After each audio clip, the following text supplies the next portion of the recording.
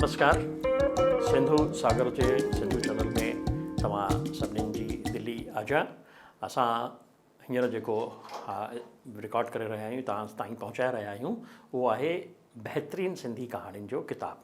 पर बहितरीन सिंधी कहाणियुनि ते पहुचण खां पहिरीं मां अर्ज़ु कयो त तव्हांखे सिंधी कहाणीअ जो मां इतिहास बि ॿुधायां। त गुज़िरियल वीडियो में तव्हां सिंधी कहाणीअ जो इतिहास ॾिसी चुका त सिंधी कहाणी कॾहिं खां शुरू थी, असांजा सिंधी कहाणीकार कहिड़ा कहिड़ा कमु करे रहिया आहिनि ऐं किन किन कमु कयो आहे। कुझु नाला तव्हांजे साम्हूं बि रखिया हुआ, उन खां अलावा बि ॿिए नाला थी सघनि था जेके मुंहिंजे ध्यान में न आया हुजनि या कलेक्शन कंदे वक़्तु मूंखां रहिजी विया हुजनि।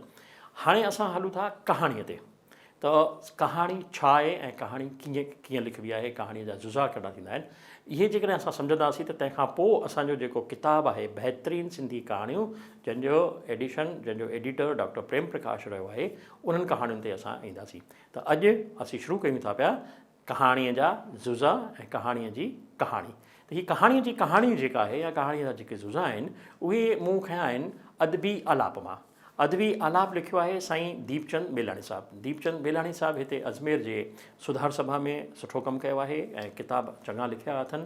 उन किताब जो सहारो मां वरितो आहे। मां तव्हांखे जेको अॼु ॿुधाईंदुसि उन किताब मां ई वरितलु आहे। ऐं ॿियो आहे असांजे साईं प्रोफेसर जगदीश लछाणी साहिब जो साहित्य जी परख। उन मां बि मूं कुझु जेको आहे पॉइंट्स खयां आहिनि, उहे बि मां तव्हांखे ॿुधाईंदुसि। इहे ॿई किताब देवनागरीअ में हींअर तव्हांखे मिली सघनि था पिया। ऐं national council for promotion of Sindhi language RK Puram 8th block and 7th wing नई दिल्ली, इन मां तव्हां घुराए सघो था पिया। त अचो हलूं था पिया अदबी आलाप जी सिंधी कहाणीअ जी कहाणी जेका दीपचंद बेलाणी साहिब लिखी आहे। छा था चवनि, कहाणी साहित्य जो अहिड़ो ई मुख्य अंग आहे जहिड़ो नावल, नाटक, कविता ऐं मज़मून वग़ैरह वग़ैरह।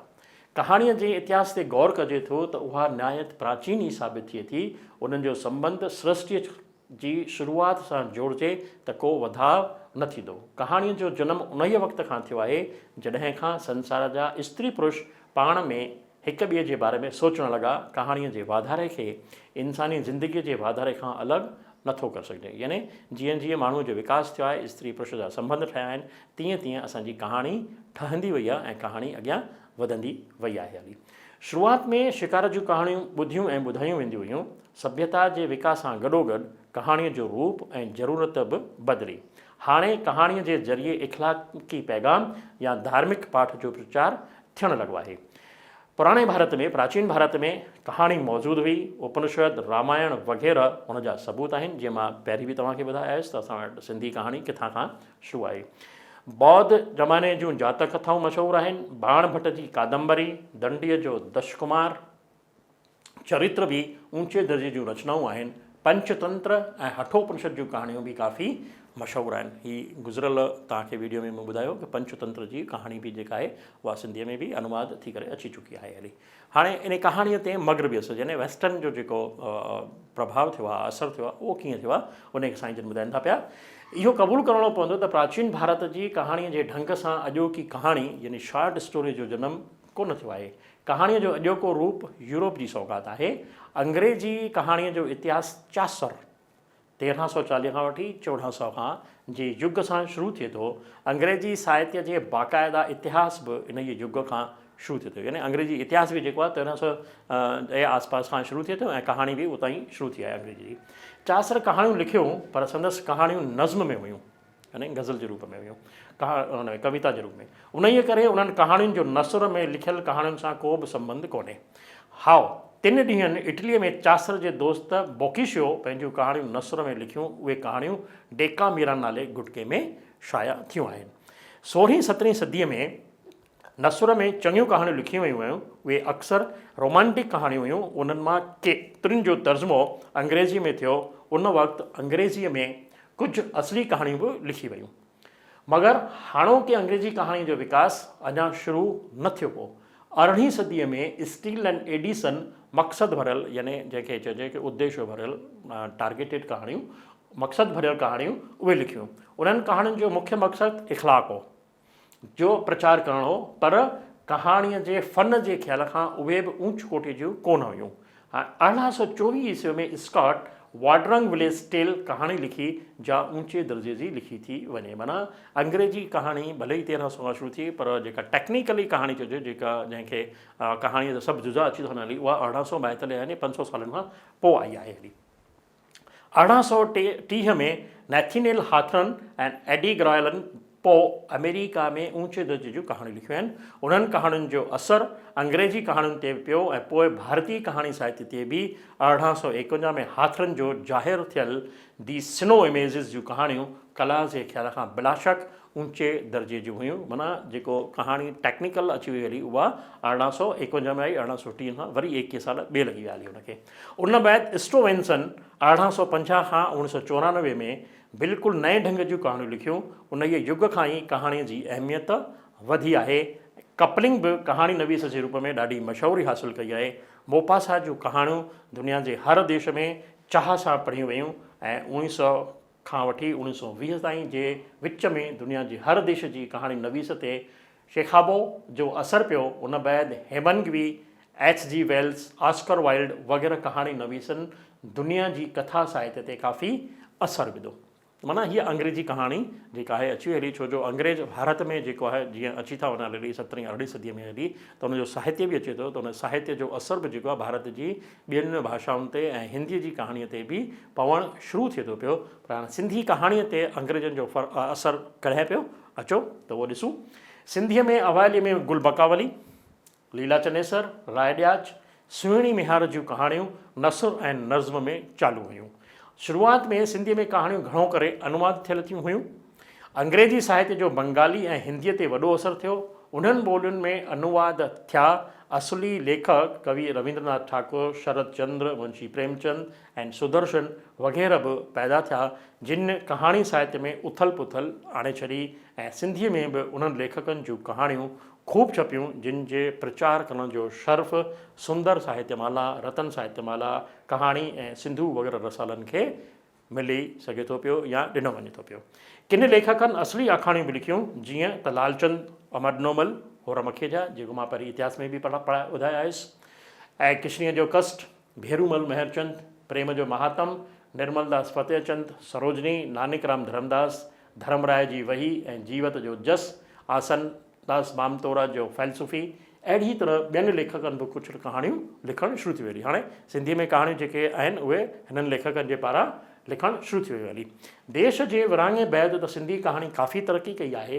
केतिरनि ई लेखकनि अनेक कहाणियूं लिखियूं आहिनि जीअं त सर्वश्री A.J. उत्तम, हिते मां उत्तम लिखियो आहे, मोहन कल्पना, कीरत बाबाणी, गुनो समताणी, गोवर्धन महबूबाणी, सुंदरी उत्तमचंदाणी, पोपटी हीरानंदाणी वग़ैरह वग़ैरह। घणी लंबी लिस्ट आहे जिन विरहाङे खां पोइ ऐं विरहाङे में लिखणु शुरू कयो आहे हली। उहा मां पहिरीं डिस्कस करे आहियां पुराणे में। उन्हनि लेखकनि मां किन जूं कहाणियूं कला जे ख़्याल खां ऊच दर्जे जूं आहिनि, मगर किन तरक़ी पसंदि चवाईंदड़ लेखकनि त प्रचार जे ख़्याल खां कहाणियूं लिखियूं आहिनि कि नौजवान वरी जिन्सियाती जज़्बनि उभारण वारियूं कहाणियूं लिखियूं आहिनि। उन्हनि कहाणियुनि खे आदर्शी कहाणियूं नथो सॾे सघिजे। ज़रूरत आहे त सिंधी कहाणी नवीस पंहिंजी कलम सही राह में हलाए ऐं ओघड़ खां कमु न वठी सिंधी कहाणी साहित्य खे ऊच कोटीअ जो बणाइनि जीअं उहो कहाणी साहित्य बिना हिबक ऐं भाव ऐं भेण जे हथ में ॾेई सघिजे। माना हिते जेको बेलाणी साहिबु चवनि था कि कहाणी उहा लिखिजे जेका ॿार बि पढ़ी सघनि, रुगो जिन्सियाती जेको आहे ज़िक्र कहाणी में हुजे या केवल कंहिं वीचारधारा जो प्रचार प्रसार करणो हुजे, अहिड़ी कहाणी न हुअणु घुरिजे जीअं नंढा ॿार बि पढ़ी सघनि या भाउ ऐं भेण ॿई गॾिजी करे विहनि त उहा बि पढ़ी सघनि, माउ पीउ बि हुन सां गॾु विहनि त उन्हनि खे शर्म महसूसु न थिए कि हीअ अहिड़ी कहाणी बि लिखी वेंदी आहे छा। अचो अॻियां था हलूं। कहाणी छा आहे? कहाणीअ जी कहाणी थी वई हली। हाणे कहाणी कीअं लिखबी आहे, कहाणी में कहिड़ा कहिड़ा जुज़ ईंदा आहिनि, धीरे धीरे करे बेलाणी साहिबु अॻियां वधनि था पिया। दुनिया में कहाणीअ जो रवाज़ु कंहिं न कंहिं रूप में तमामु अॻाटे ज़माने खां हलंदो अचे थो, पर हाणोकी कहाणीअ जो रूप ऐं फ़न बिल्कुलु नए नमूने जो आहे।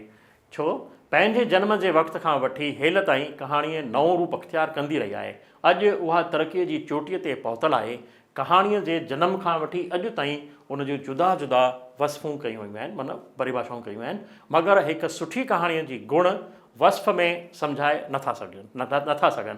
विद्वाननि कहाणीअ खे वस्फ़ में ॿधण जी कोशिशि कई आहे, पर कहाणीअ जी आज़ाद धारा सांदहि उन्हनि वस्फ़नि जे किनारनि खे टोड़ींदी रही आहे। अॼु बि उहा आज़ादु आहे। माना कंहिं परिभाषा में कहाणीअ खे नथो ॿधी सघिजे, पर उन जा कुझु जुज़ात हूंदा भली हुजनि, पर उहा कहाणी हलंदी थी रहे, उहा नई कहाणी जो बि रूप वठे थी पई। कहाणी जी वस्फ़ मग़रबी ऐं भारतीय विद्वाननि बयानु कई आहे। उन्हनि ॿिन्ही जे वस्फ़नि ते वीचार कंदे कंहिं नतीजे ते पहुची सघिजे थो त कहाणी छा आहे। हाणे माना वेस्टर्न जा वेस्ट जा जेके लेखक आहिनि उन्हनि बि कहाणीअ जी वस्फ़ ॾिनी आहे, ऐं भारत जे विद्वाननि बि कहाणीअ जी वस्फ़ ॾिनी आहे या परिभाषा ॾिनी आहे, इंट्रोडक्शन ॾिनो आहे। त पाण उन ॿिन्ही ते वीचार कंदे ॾिसंदासीं त कहाणी छा आहे। अचो अॻिते था हलूं। मग़रबी वस्फ़ूं असांखे परिभाषाऊं ॾिनियूं आहिनि, उहे आहे अमेरिका जे मशहूरु कहाणी नवीस एडगर एलन पो, जेको हाणोकी कहाणीअ जो पिता मञियो थो वञे, तंहिं कहाणीअ जी सूरत साफ़ कंदे लिखियो आहे त कहाणीअ जी कथा एतिरी मुख़्तसर हुअणु घुरिजे जो उनखे हिक ई बैठक में पढ़ी सघिजे। पढ़ंदड़नि खे उन ते हिक ई तासीर विझणु घुरिजे, ऐं जो कुझु उन जे मुकमल तासीर जी प्राप्तीअ में सहायक नथो थिए उनखे अलॻि करे छॾणु घुरिजे। ई एडगर पो जी जेका आहे परिभाषा आहे। हाणे एडगर पो जी वस्फ़ हेठीं तरह लिखी आहे त पो कहिड़ी कहाणी जी वस्फ़ लिखी आहे। कहाणी उहा गद्य कथा आहे जंहिंजे पढ़ण में अधु कलाक खां वठी कलाक 2 कलाक लॻी सघनि था। यानी हिकु कहाणी पढ़ण में अधु कलाक खां वठी 2 कलाक ताईं जो वक़्तु थी सघे थो पियो। H.G. वेल्स छा थो चए त कहाणी उहा आहे जेका अटकल 20 मिंटनि में हिमत ऐं कल्पना सां चई वञे। हुन पढ़ण जी ॻाल्हि कई आहे, हिन चवण जी ॻाल्हि कई आहे। माना ओरली जेका चई वञे, माना उहा 20 मिंटनि में जेका चई वञे उहा कहाणी थी सघे थी। हडसन छा थो चए, कहाणी हिक ई बैठक में पढ़ी सघिजे थी। माना हिकु सिटिंग कंहिंजी केतिरी थी सघे, कंहिंजी 10 मिंट, कंहिंजी 20 मिंट, कंहिंजी 15 मिंट, माना उन हिकु सिटिंग में जेको कुझु पढ़ी वञे दैट इज़ स्टोरी। अपहम छा थो चए, आदर्श कहाणी कविता वांगुरु बेऐब बनावट जी जिंदह रचना आहे। एंड वर्जीनिया वल्फ दिमाग़ खे रवाज़ ॾींहं जे हिकु खिन लाइ जाचियो त उहा ई तव्हांजी कहाणी जी विषय आहे। कहाणी हिकु वाक्य जी नुक्तचीनी आहे। को बि वाक्य, को बि इंस्टांस, उन ते पंहिंजा वीचार, उहा नुक्तचीनी आहे। शेखॉप छा थो चए, कहाणी ज़िंदगीअ जो हिकु हिसो आहे। स्टीवनसन, कहाणीअ में असांजी ज़िंदगीअ जे कंहिं मुख्य वाक्य ते रोशनी विधी वेंदी आहे। माना हिकु वाक्य, रुगो हिकु जीवन जो हिकु वाक्यो। एलरी, कहाणी थोड़े घोड़े ढोड़ वांगुरु आहे जंहिंमें सभ खां वधीक अहमियत वारी शुरूआत ऐं पछाड़ी थिए थी। यानी घोड़नि जी डोड़ जेका थींदी आहे, जीअं स्टार्ट थींदी आहे त स्टार्ट एंड एंड उहा जीअं थींदी आहे, त तंहिं तरीक़े जी उहा कहाणी आहे। ही सभु आहिनि मग़रब जी परिभाषाऊं, उहे तव्हांखे मां ॿुधाया आयसि। हाणे हलूं था, अचूं था भारत में। त भारत जा विद्वान, भारत जा साहित्यकार, इतिहासकार ऐं कहाणी लेखक छा था चवनि। त मुंशी प्रेमचंद छा थो चए, ॾिसो, कहाणी हिकु रचना आहे जंहिंमें ज़िंदगीअ जे कंहिं हिकु पहलूअ, कंहिं मन जे हिकु भाव खे ज़ाहिर करण ई लेखक जो मक़सदु थिए थो। उन जा चरित्र, उन जो ढंग, उन जी कला जो फ़न सभई उन जे हिकु भाव खे पुष्ट कनि था। नाविल वांगुरु उन में इंसानी जीवन जो मुकमल ऐं विशाल रूप ॾेखारण जी कोशिशि नथी कई वञे। कहाणी अहिड़ो रमणीक बगीचो न आहे जंहिंमें भांत भांत जा गुल ऐं वलियूं ॿूटा सजायल हुजनि, बल्कि हिकु कुंडी आहे जंहिंमें हिकु ई ॿूटे जो मेठास पंहिंजी आला सूरत में नज़र अचे थो। असीं जेॾी महिल इतिहास में पढ़ियोसीं त ओॾी महिल बि इहा वासिफ़ असीं पढ़ी आया आहियूं प्रेमचंद जी, मां उते क्लियर करे आहियां। मुंशी प्रेमचंद इन खे वधीक अॻियां छा थो लिखे, कहाणी ध्रुवपद जी उहा तान आहे जंहिंमें ॻाईंदड़ महफ़िल शुरू थींदे ई पंहिंजो समूरो फ़न ॾेखारे थो। हिकु खड़ में चित खे पंहिंजे मेठास सां एतिरो भरे छॾे थो जेतिरो सॼी राति में गाने ॿुधण सां बि नथो मिले। ठीकु आहे। प्रेमचंद जी कहाणी जी ॾिनल वस्फ़ खे ई वधीक ठीकु सम्झियो वञे थो। यानी हीउ जेको प्रेमचंद चई आयो आहे नाविल ऐं कहाणी जे बारे में, इहा ई वधीक ठीकु मञी वञे थी। वेलाणी साहिबु ईअं चए थो पियो। राय कृष्णदास चए थो, कहाणीअ में सुंदरता जी भावना जो रस आहे। ऐं जैनेंद्र, कहाणी हिकु बुख आहे जेका उनजे दूरि करण जी कोशिशि कंदी रहे थी। असांजा पंहिंजा सुवाल थियनि था, शंकाऊं थियनि थियूं, चिंताऊं थियनि थियूं, ऐं असां उन्हनि खे हल करण जो सदाईं उधम करियूं था। असांजा तजुर्बा थींदा रहनि था, दृष्टांत ऐं मिसालनि जी खोज थींदी रहे थी। कहाणी उन जी खोज जी कोशिशि जो हिकु मिसाल आहे। उहो लाॻीतो हिकु जवाबु ई नथी ॾिए, पर उहा चवे थी शायदि जवाबु हिन रस्ते सां मिले। उहा कुझु ॿुधाए थी, कुझु सूचना ॾिए थी, ऐं पढ़ंदड़ पंहिंजे चिंतन जे आधार ते उहा सूचना वठनि था। माना कहाणीअ जी वस्फ़ ॾींदे हिन साहिब ॿुधायो आहे त कहाणी तव्हांखे उत्साह ॾियणु घुरिजे, तव्हांखे हिमत वधाइण वारी हुअणु घुरिजे, न की तव्हांखे निराश करण वारी। अॻियां हलूं। नलिन विमोचन शर्मा, कहाणी छा आहे? तलवार जी धार ते डोड़णु आहे। ऐं लेखक को वाक़ियो झटियो कंहिं वातावरण मां, कंहिं घुमंदे फिरंदे, उन खे जेकॾहिं हू कंहिं पाठक जे साम्हूं पंहिंजे अख़रनि में लिखे थो ऐं उन सां गॾु कुझु मैसेज ॾियणु थो चाहे, त माना उहो तलवार जी धार ते हलण जे बराबरि ई आहे। अचो, मतिलबु त कहाणियुनि जे अनेक वस्फ़ हूंदे बि उनखे हिकु वस्फ़ में ॿधी नथो सघिजे, छाकाणि त कहाणी फ़नाए ते इज़हार जो हिकु मुड़ंदड़ बहुमुखी ज़रियो आहे। उन जे हूंदे बि ईअं चई सघिजे थो त उहा हिकु नंढी रचना थिए थी, ज़िंदगीअ जे रसीले ऐं हक़ीक़ी ढंग सां खेल करे थी ऐं कंहिं वैज्ञानिक सचाईअ ते बीठल थिए थी। माना कंहिं मनोवैज्ञानिक सचाईअ ते उहा बीठल हूंदी कि जेकॾहिं पाण झटियोसीं को वाक़ियो, उनखे जेकर लेखक लिखे थो त कंहिं न कंहिं मनोवैज्ञानिक कसोटीअ ते कसींदे ई हू पाठकनि जे साम्हूं रखे सघे थो पियो एज़ इट इज़ न रखंदो। हाणे मेन मक़सदु ते था अचूं। कहाणी जी कहाणी थी वई हली, कहाणीअ जो इतिहास थी वियो हली। हाणे कहाणीअ जा जुज़ा कहिड़ा हूंदा और कहिड़े जुज़नि जे ज़रिए असीं अॻियां कहाणीअ खे लिखी सघूं था या वधाए सघूं था। अचो ॾिसूं त अदबी आलाप में कीअं लिखियो आहे। कहाणीअ जी रचना जुदा जुदा जुज़नि ते आधार ते थींदी आहे। कहाणीअ जा मुख्य 6 जुज़ा आहिनि, जिन जो मुख़्तसर नमूने हेठि बयानु कजे थो। माना ॿुधाए थो, हेठि ॿुधाए थो मां। ॼाणायल 6 जुज़नि पटांदड़ परखण सां जेका कहाणी खरी साबित थिए, उहा ई कला जे ख़्याल खां सुठी कहाणी सम्झणु घुरिजे। माना हीअ जेके 6 जुज़ ॿुधाईंदो, इन्हनि 6 जुज़नि जे आधार ते असीं कहाणीअ खे परखींदासीं, उनखे उन कसोटीअ ते कसींदासीं। पहिरीं आहे आखाणी, यानी आखाणीअ में बि आखाणी, जंहिंखे असीं हिंदीअ में चऊं कथा वस्तु। हर कहाणी में कंहिं न कंहिं रूप में आखाणी रहे थी। आखाणीअ जे ज़रिए ई कहाणीअ जे मुख्य भाव जो इज़हार थिए थो। उन ई बनस्बत आर्नोल्ड बेनेट जो चवणु ध्यान में रखण जो आहे। आर्नोल्ड बेनेट छा थो चए त कथानक उहो ई आहे जो जीवन खे ॾिसी अहिड़ीअ तरह असर हेठि अचे थो, जो पंहिंजे जीवन दर्शन खे ज़ाहिर करण लाइ कथा जो माध्यम या ज़रियो ई चूंडिजे थो, छाकाणि त उन वसीले हू पंहिंजा भाव ज़ाहिर करे सघे थो। कहाणीअ जो करंगो, यानी करंगो माना पंहिंजी रीढ़ जी हॾी जेका चवंदा आहियूं, उहा करंगो कथा वस्तु ई आहे, जंहिंजे आधार ते सॼी कहाणी बीठल थिए थी पई। हाणोके युग जे कहाणियुनि में कथा वस्तुअ जो को बि बंधन कोन्हे। उन्हनि में आखाणी टुटी मनोविज्ञान जे सूक्ष्म सचायुनि ते जे रूप में पखिड़िजी वई आहे ऐं कथा वस्तुअ जी ज़्यादा अहमियत न रही आहे। उन ई हूंदे बि असर पैदा करण लाइ ऐं सूक्ष्म भाव जे इज़हार लाइ कथा वस्तुअ जे माध्यम जे रूप में ज़रूरत आहे ई आहे। प्राचीन कहाणी में त आखाणीअ जी मुख्य जॻह हूंदी हुई, हाणोकी कहाणी में उहो पुराणो रूप बराबरि आहे। तॾहिं बि कथा वस्तु अॼु बि कहाणीअ जे करंगे मिसरी आहे। माना कहाणी में जेसीं ताईं कहाणी कोन्हे, तेसीं ताईं उहा कहाणी नथी थी सघे, उहो मज़मून थी सघे थो, या मन जा भाव थी सघनि था पिया, पंहिंजा वीचार थी सघनि था पिया। उनखे असीं ॿियो कुझु बि चऊं। इहो मेलाणी साहिबु बिल्कुलु स्पष्ट करे आया आहिनि। हाणे अचो त उनजे ॿिए जुज़े ते हलूं। ॿियो जुज़ो छा आहे? चरित्र चित्रण। हर कहाणी में पात्र त थियनि ई था, ज़रूरी आहे त उन्हनि जो चरित्र चित्रण थियलु हुजे, माना किरदारु निगारी थियणु घुरिजे। कहाणीअ में किरदारनि जे पात्रनि जे समूरे जीवन ते रोशनी विझी नथी सघिजे, पर उन में पात्र जे कंहिं मुख्य सीरत ते ई रोशनी विधी वेंदी आहे, जंहिंमां संदसि शख़्सियत जी ॼाण चङी रीति पइजी सघे। अॼुकल्ह उहा ई कहाणी आला सम्झी वेंदी आहे, जंहिंमें लेखक पात्रनि जो चित्रण कंदे कंहिं मनोविज्ञान सच जी व्याख्या करे। कहाणी में किरदार हूंदा, चरित्र हूंदा, चरित्र उन्हनि जो चरित्र चित्रण कंदो। माना कंहिं बि माण्हूअ खे कंदासीं त उन जूं आदतूं छा आहिनि, उन्हनि जूं ख़ासियतूं छा आहिनि, उन जूं ख़ामियूं छा आहिनि, उन जूं कमियूं कहिड़ियूं आहिनि, इहो बि कहाणीकार धीरे धीरे पंहिंजे कहाणी में ॿुधाईंदो। कीअं ॿुधाईंदो? अचो त उनखे कीअं ॿुधाईंदो, उन ते बि हलूं था पिया अॻियां।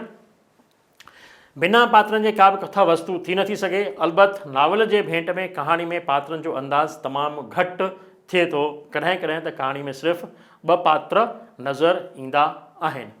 चरित्र चित्रण हेठियुनि 4 नमूननि सां कयो वेंदो आहे। कहिड़े नमूने सां? बयान जे ज़रिए, इशारनि ज़रिए, गुफ़्तगू ज़रिए ऐं वाक्य जे ज़रिए। माना ही 4 पॉइंट्स आहिनि, जिन जे ज़रिए असीं उन जा चरित्र चित्रण असीं किरदारनि जो कयूं था पिया।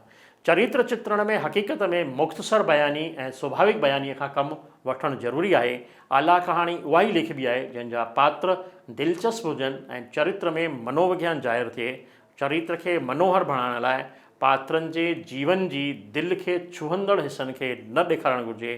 कहाणी में कंहिं अहिड़े पात्र जो हुअणु जो समाज में पसी न सघिजे, सो कहाणीअ जो स्वाभाविक हुअण में रंडक विझे थो। माना कहाणीअ में को सोचियल पात्र यानी जेको असांखे ॾिसण में ई न अचे हिन दुनिया में, अहिड़ो पात्र न खणण जी ॻाल्हि साईं दीपचंद बेलाणी साहिबु पंहिंजे अदबी आलाप में कई आहे। हाणे इन कहाणी अॻियां वधी कीअं वधाईंदासीं, इहो टियों जुज़ो जेको आहे उहो ॿुधाइनि था पिया। गुफ़्तगू कहाणीअ लाइ मन में चाह रहे, उन लाइ ज़रूरी आहे त गुफ़्तगू कशिश कंदड़ हुजे।